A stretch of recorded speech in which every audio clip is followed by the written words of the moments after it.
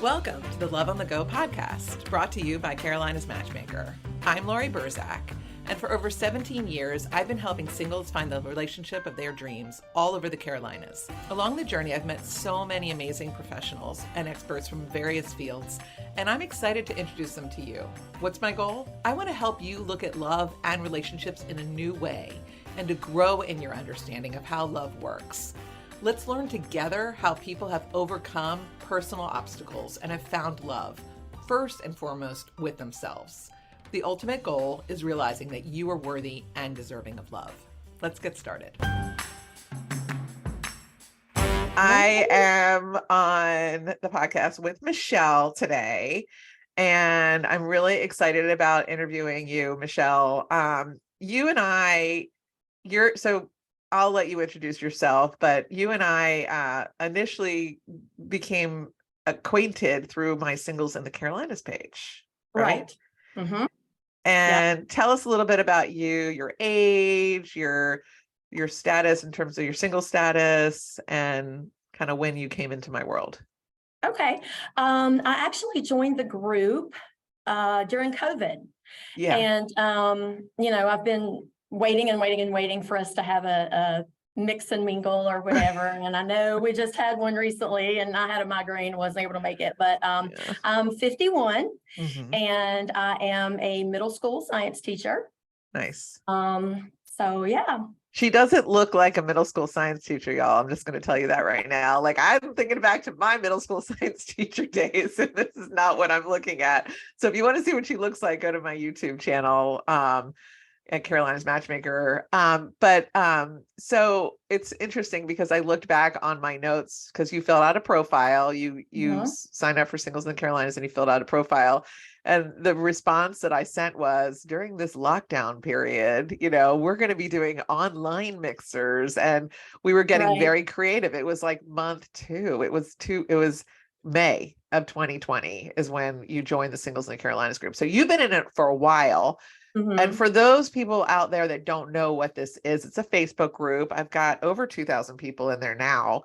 And it's a community of people that kind of interact online and about different topics. You have to be admitted to be in it. And I'm very, very structured in who I allow in. If I don't think they're going to be a good fit for the group, or honestly, if they look super creepy or whatever, they don't get in. And also I'll block people from the group that I think are inappropriate in terms of how they're communicating with people. Or sometimes people will reach out to me and say, listen, this guy is creeping me out. He's sending me messages. I'll just block them and ban them from the group and stuff. So I'm trying to keep a handle on that group, because does it kind of appear that way from your interactions? What's your experience been?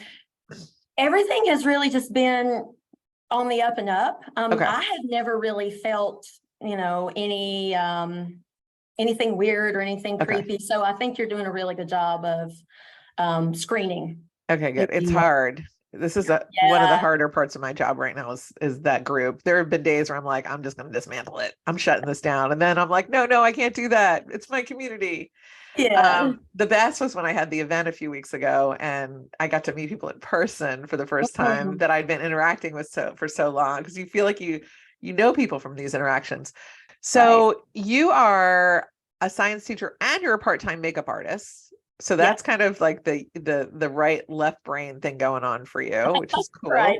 I have to have a creative outlet. So exactly. All right. So let's get into it. So you were married in 2006. Tell us about that marriage. What attracted you to him in the first place? Why didn't it work out? And then we're going to get into some of your crazy stories, your dating stories. Michelle sent me a long email about a bunch of them, and we're gonna laugh about it and then try to figure out, hopefully, can we see red flags ahead? So that's kind of my goal for this podcast. Okay. Yeah. So you were married in 2006. Right. I was married in 2006, and we were actually set up on a blind date. Okay. Everything moved very quickly. He was 10 years younger than me. So that's a red flag for me now. Got it. We shouldn't be, but yeah, so we really hit it off. Things moved very quickly. we were married within a year of meeting each other. And he is in NASCAR. Okay. And so he was on the road a lot, traveling a lot. And I wanted children more than anything. And I wanted to be that soccer mom and the PTA mom and all that. So I was trying to get pregnant. Okay. And my doctors had written me out of work because teaching can be stressful sometimes. And I was undergoing fertility treatments, trying to get pregnant. And while I was undergoing fertility treatments, he got someone else pregnant. Oh. Yeah. Did you have any idea he was cheating on you? I did not. I did not. When we were together, I was the only woman in the world. Right. Just, we got along really, really well. And, when he was on the road, he would call me, he would keep in contact. So I was very naive, I guess. How old were you at that point? In my 30s. Yeah. Okay. Yeah. So how did you find out what happened? Well, I went to Florida with my parents in January. And in December, just the month before that, he and I had gone to the Bahamas and had a really good romantic getaway and everything. Well, to make a long story short, when I got back from Florida with my parents, he had moved out. Oh. He was staying with his sister. Okay. So, yeah. And so there's no lead up to it. You came home and you're like, wait, where's all his stuff? Yeah. Wow. He had just taken everything, but he had taken enough to, not have to come back home for a while. So. And then did you call him? Like, what's going on? Or did he let you know? I mean, this is like the ultimate in ghosting. Yes, absolutely. I called him and he just said that he just went straight to divorce. He wanted a divorce. And he said that he would not make a house payment or anything like that until I had moved out of the house. Oh. So, yeah. So it got, and of course I wasn't working at the time. It was a really bad experience. I am so sorry. So you hired a decent attorney to handle what was going on, or did you try to do it on your own? Or okay. Yeah. So all right. And I guess fortunately you didn't have kids yet, so at least you didn't have to be stuck with somebody for the rest of your life who is exactly. Yeah. Somebody who isn't communicative and leaves the situation. Right. Okay. I'm so sorry that happened. Thankful for that. I'm thankful that we don't have to, contact and interact. So yeah. So that's the good news there. Were you like really surprised? Like, did you feel like, okay, this happened, but I can recoup from it? It was not that way at all. Okay. I was absolutely shocked. Did not see it coming. And people were jealous of the relationship that we had. I mean, he treated me like a queen. He really did. And so I was extremely shocked when this happened. Very, very shocked. I was so bad off. I tried to get into therapy and mentally I was so, not there. Yeah. They wanted me to wait until I got myself together before I could even go to a therapy group. So oh wow. it was pretty bad. Yeah. Because otherwise if you go to a group and you're not able, you need an individual at that point. Exactly. Yeah. Exactly. Yeah. Okay. So you somehow got through that. By the way, did you ever circle back? Did he ever really tell you the truth? Like why it didn't work out? Or was it always like this big mystery about why he strayed? Big mystery. You just don't know. All right. Yeah. Okay. So that didn't turn out. Okay. So then what happened? You got into some therapy. Obviously you did something to try to get your head straight. And then you started dating. Yes. Online or she's got a big grin on her face. Did you feel like you started too soon? I think I did. And I think I started for the wrong reasons. I was used to having somebody, and I didn't want to be alone. I Okay. just didn't want to be alone. I didn't take the time though to work on me and get my, emotions together and, my self-esteem, because somebody cheats on you with a young, beautiful girl, that's going to affect your self-esteem if you're not really, in tune with your emotions and things. So I didn't take enough time to work on me at that point in time. So I feel like I did start dating too early. So if you could go back to your younger self, what would you have said? Work on me. Work on me. And what does that look like? Obviously, some therapy. What are other ways you could have worked on yourself? Maybe you're doing them now, but that you could insert, because there's a lot of people that are listening to this that are thinking, I'm still not over my heartbreak. I don't know how to get through this. Yes, it's easy to find someone to sort of be a band-aid, but that it's never going to work. Right. I think it's really important to always feel like you're making forward progress in some shape, fashion, or form.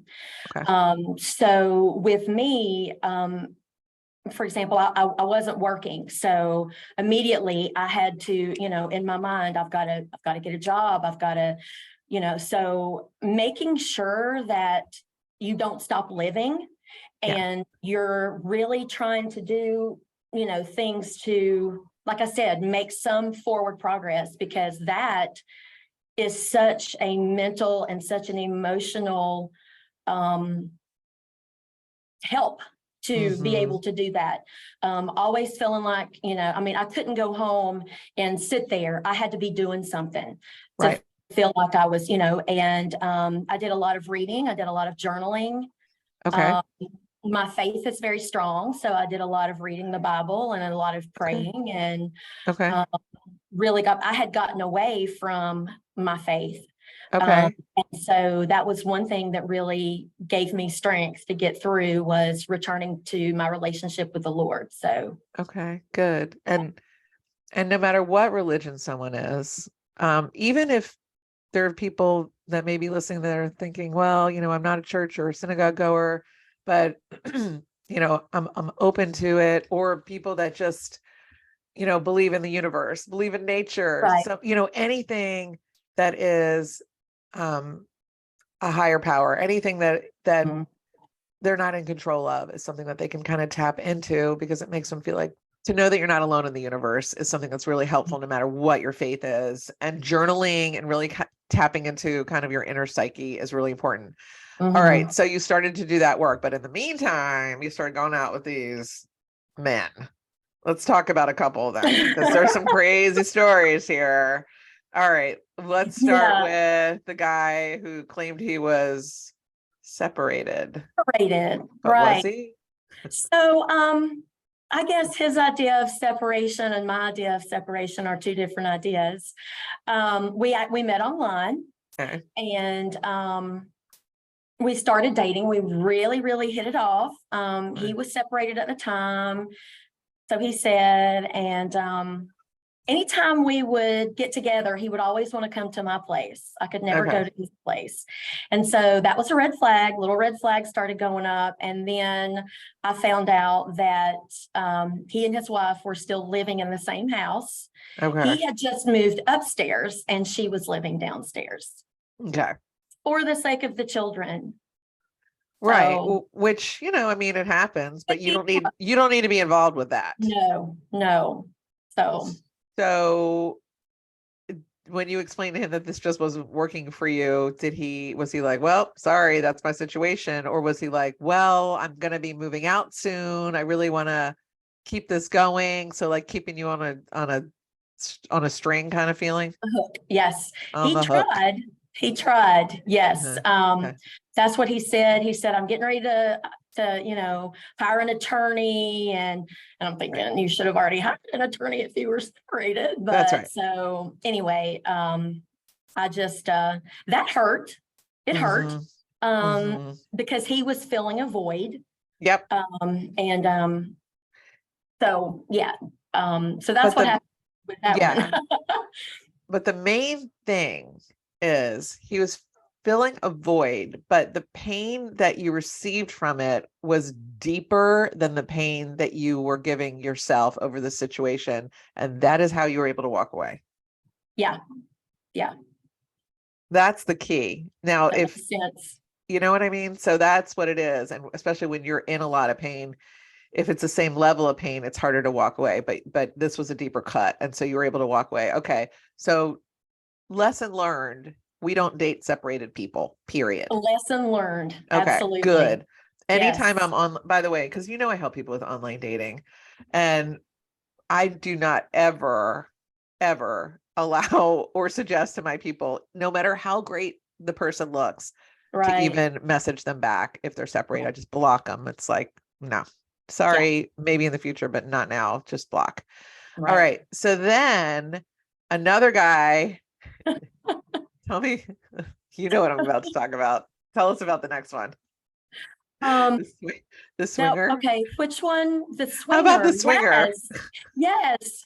Okay. So, I met someone else online and we met for dinner one night and we really hit it off. And so it was in the summertime and we would, go out on the lake on his boat and, stuff like that and had a really good time. But he started dropping little hints about how I felt about hedonism and things like that. Ask if I'd ever been to the resort, things like that, and then saying, What's the resort? It's a resort that is just for swingers. In North Carolina? Just for swingers. No, it's some like in the Caribbean or somewhere like that. But yeah, so okay. He started dropping hints, and then I had friends that knew him, and they're like, Michelle, he has a reputation, so you need to be really careful. And so it just got to the point where I knew exactly what he wanted. He kept saying, oh, the women don't have to be invited. They can just join. The men have to be invited. And, so he was just going into all the details. That's just not community. me. No. That's just not me. So, so that one ended and there was no pain with that one. Okay, good. It probably made you feel like a little good because it's like you were wanted, but you're the one that turned away. Right. Okay. And truth be told, your friends warned you, but you probably were like, no, he's a good guy. I'm going to give another chance. We go on the lake. It's summertime. Exactly. It's my summer romance. Like, I don't want to give it up. He's nice to me. Well, I don't believe in that, but we'll keep going. Right. So it's always good to listen to your friends. All right. Absolutely. We learned that lesson there. Okay. And then what about the guy who forgot his wallet? Okay. So I met him online as well. And I graduated from NC State, and NC State was playing basketball about a week, probably 2 weeks after we had started talking. And so that was going to be our first date. So he came by and picked me up, and then he was doing this number, like. So she's, for those of you that are listening, she's like pointing to different parts of like where her pockets should be, and obviously he was looking for his wallet that wasn't in his pocket. Wasn't there, right? So not only did I pay for the tickets to the basketball game, I had to put gas in his car, and we stopped and had a meal, and I had to pay for the meal, and then never heard from him again. So nowadays with Venmo, because that was probably before Venmo was popular. Yeah. I mean, you could have been like, hey, can we handle this right now? Here's my Venmo account. Can you pull up your phone and pay me for this right now? Right. So if you're ever in that situation, you could do that again, but clearly you wanted to go see the game and then you needed to eat and he was driving. So we needed to put some gas in the car. So you never heard from him again. I don't know how you could have avoided that situation. Right. Except if he wanted to go out with you again and you could say no. All right. Right. Okay. Right. Speaking of ghosting, the last 3 guys you've gone out with have been MIA since the night you went out. Tell us about that. And sometimes people just aren't attracted. So let's talk about ghosting. One of my pet peeves is when people call it ghosting, when it's really just somebody doesn't reach out again because they're just not interested. I mean, back in the day, I mean, you and I are about the same age. I'm 54. If you went out with someone and they didn't call you again, it's like, okay, they weren't interested. Right. So why is this ghosting for you? Because as we were leaving, Uh-huh. all three of them, same line. I really enjoyed this. Can we do this again? Right. I really, really enjoyed this. I enjoy your company. You're funny. I really enjoy, hanging out. So when can we do this again? And then, it'll be left at, well, my schedule's pretty busy, but we'll be in touch, And so I may reach out and they just don't respond, Okay. here's So my schedule. so they're asking for your schedule and you're saying you're busy, or they're saying I'm busy. Who's busy, you or them? A little bit of both. Okay. A little bit of both. Yeah. So two questions. Number one, but then it sounds like you circled back and they didn't respond. So you Right. were being generous and giving your schedule. Right. Okay. And was it Right. kind of like, thank you so much for last night. I looked at my schedule and here's when I'm available. And then they just didn't respond. Yes. All right. Yeah. Well, I really enjoyed it. I know we talked about getting together again. Yep. My work schedule is a little hectic this week, but I could get together here and here and here or Okay. whatever. And Okay. then I never hear Yeah. anything. Yeah. So you gave them the green light and they just did. I think a lot of men want to be people pleasers. I mean, women too. So they say I had a great time, whatever, so that you're happy, put a smile on your face. And he's like, okay, I'm going to let her handle her pain in private because I'm not interested. And, but it's hurtful. They don't have to do that. No one does. I mean, when you're wrapping up a date, if you're not interested in the other person, all you need to say is, you know what? I am glad that we met. Thank you so much for a lovely evening. Period. Right. That's Right. all. Yeah. And if they text you to say, I had a great time, I want to see you again, you have a couple of different choices. One choice would, I don't recommend not saying anything. If somebody reaches out to you and said, I'd like to see you again, you can reiterate, I had a great time with you. I'm so delighted that we spent time together, or whatever your words are. Right. However, I don't know that this is a forever love match for me. And that's what I'm seeking right now. I wish you all the best. You're a quality person, period. You can do that. And then you're done. But I think a lot of people don't know the language and they don't feel comfortable about handling that. And they'd rather err on the side of, I'm not going to talk to you than, telling the truth. Yeah. So, it happens. And it's not like you went, I mean, listen, you had dinner with them. It's not like you went to bed with them or anything like that. Right. Yeah. It was just a casual evening. Okay. Yeah. So the next long-term relationship you were in was a couple of years later. Was this after the ghosting stuff, or was this before the ghosting stuff where it lasted about 9 months? Yeah. Yeah. So, we met through mutual friends and, went out a few times, and we hadn't been dating that long, and he throws out the exclusive word. And so, we got along really well. And I'm like, okay, let's try this. Let's try Okay. this. So how long had you been dating? How many times did you go on dates? Before we became exclusive? Yeah. Or not very long, maybe 3 weeks or so. So did you see each other 5 times or more before you became exclusive, or less than 5 times? More than 5 times. Okay. And that's pretty typical that if somebody goes on 5 dates or more, they usually do become exclusive. Right. So that's not unusual. Okay, keep going. Right. So we got along great. I love live music, and, I love being with a big group of friends. And so he had a large friend group, and I became part of that group. And we were always going somewhere and doing something. And it was just, I felt like I was living life. And we were both part of a hiking group. I love to do outdoors, stuff.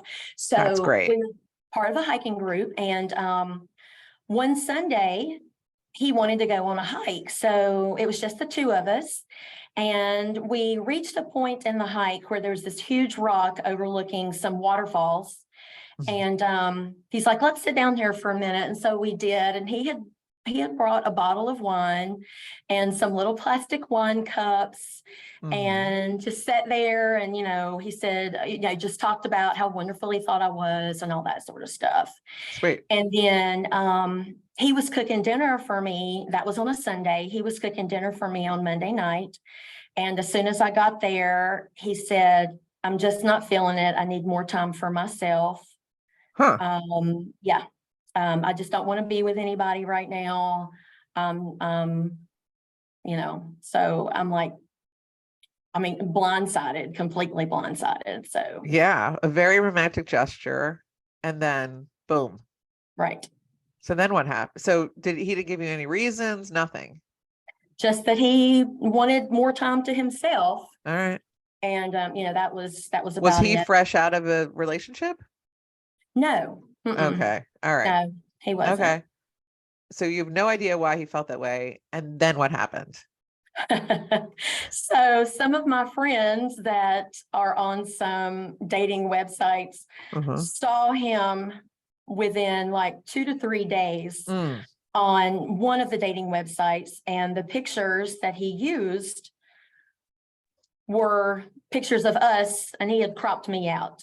Like you can see my hair in the edge of the Oh my picture. God. And a couple of my friends that saw him on the dating sites had taken some of those pictures of us. Yes. So they recognized it. So and it wasn't the pictures from The Rock, right? That wasn't like a whole photo. No, none of the romantic pictures. Oh, wow. All right. That's rough. How long did it take you to get over him before you got back online or started dating again? That one took a while. It took a while. The rejection, I felt the rejection very deeply. So I took some time off and started all my stuff back again, that you're journaling, you're praying, getting back to church, getting grounded again. Yes. And then you started feeling okay. Then you said, well, it might be time to start dating again. One thing I'll say about you, you are an optimist. I am. Right? You haven't shut down. Here's what I'm seeing. I'm seeing a lot of unstable men doing hurtful things to you, and then you internalizing it. Yes.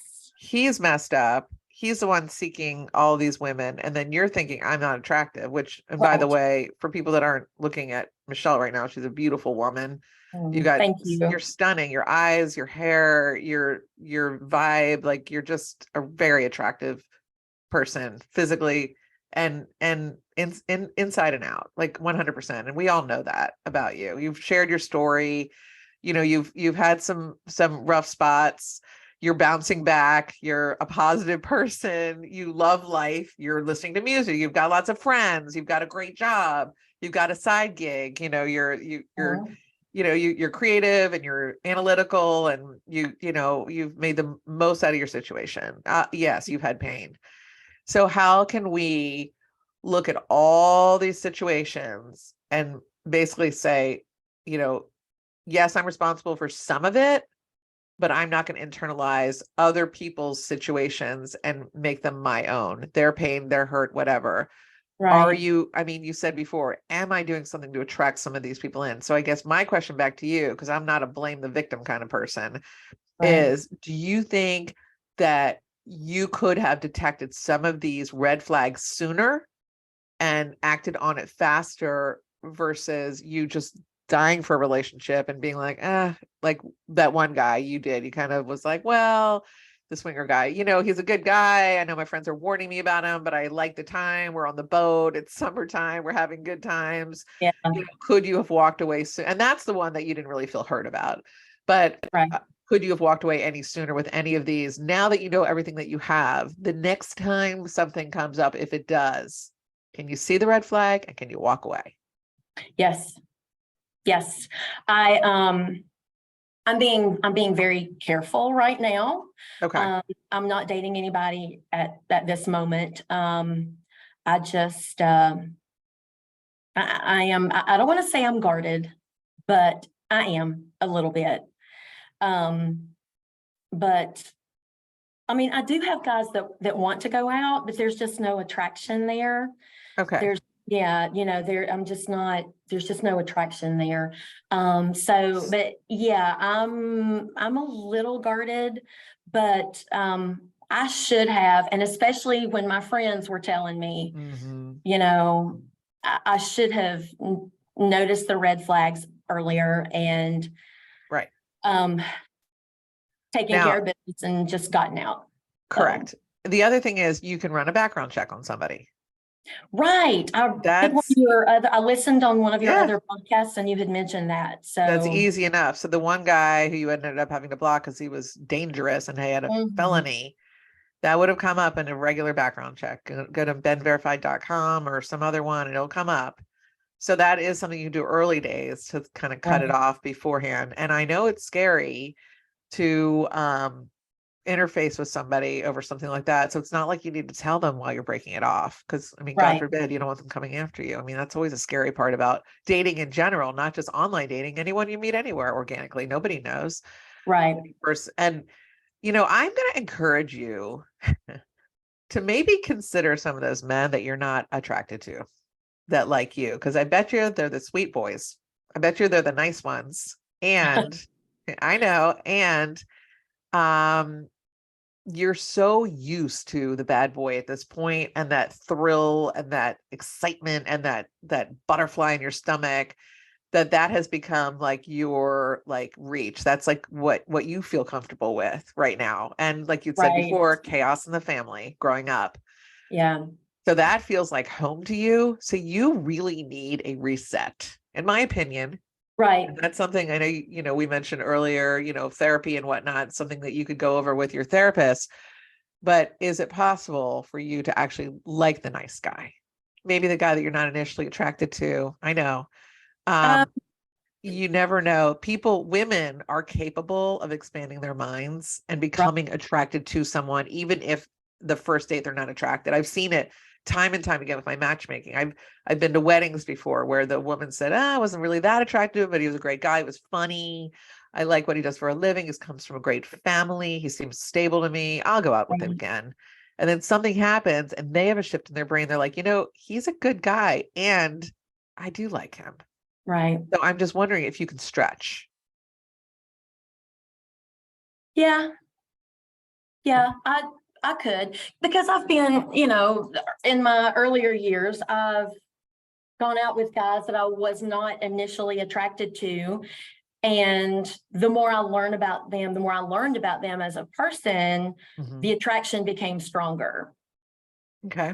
Because they were, like you say, they were good guys. They were sweet. They were, gentlemen. They were caring. And so there's an attraction to all that stuff as well. So, and I know that. So it would probably be in my best interest to give some of these guys a chance, not to put it that way, but yeah, why not? You should definitely. So I'm going to give you an assignment and then we're going to wrap up and then we'll plan to regroup in a few months and see how this goes. So my assignment to you is I want you to go out with 3 of these guys, just one at a time, give each one a real chance. Don't like throw it all in at once and really try to expand your mind and just see what it feels like. Maybe one of them's a churchgoer, do something different with some of these guys than you've been doing. Because that's, your faith is a very, very important part of your story and your belief system. So tap in there a little bit is what I would suggest because you brought it up. And then maybe some other, like I do love the hiking group kind of thing because you're grounded. It's not about going out and partying. So you're people that are attracted to the earth and that kind of thing are going to be more down to earth people. So maybe tap into something like that. Maybe do something different, like a card, a games night out or something like that, a bowling night, a kickball league, something where people are exercising, getting, they're living a healthy lifestyle, attracting in people like that. So I want you to start going on dates with people that you're not sure about, initially different from your typical type. And then we're going to circle back. Okay. All right. I can do that. All right. I love it. Okay. So that's the matchmaker assignment for today. And we'll wrap up the podcast. Do you have a favorite charity? A favorite charity. I'm really into the Humane Society. Yeah. I'm all about animals, and I've fostered before, and so I'm really into the Humane Society. Okay, wonderful. I will put that link in the show notes. And until we meet again, looking forward to it. Have Yes, a absolutely. wonderful rest of your day. Thank you. Thanks for listening to Love on the Go. I hope you join us on our next episode. You can make sure to know when it is by following us wherever you listen to podcasts. Also, if you enjoyed it, it'd be great if you left us a review. I'd appreciate it. In the meantime, to learn more about me and how my team can help you, visit carolinasmatchmaker.com. Until next time.